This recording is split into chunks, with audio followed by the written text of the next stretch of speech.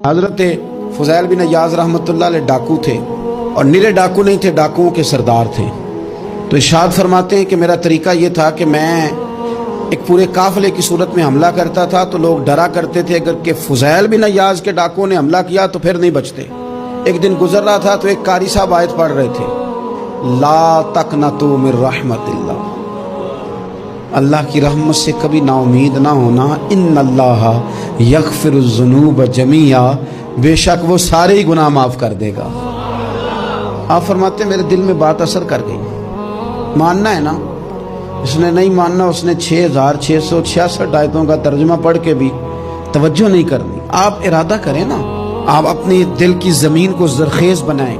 فرماتے ہیں میں فوراً وہ آیت سنی تو میں رویا، اور میں وہ حافظ صاحب کے پاس چلا گیا، ان سے اجازت لی، ان کے کمرے میں داخل ہوا۔ میں نے کہا آپ نے بھی آیت پڑھی ہے کہ اللہ سارے گناہ معاف کر دے گا؟ تو جس بندے نے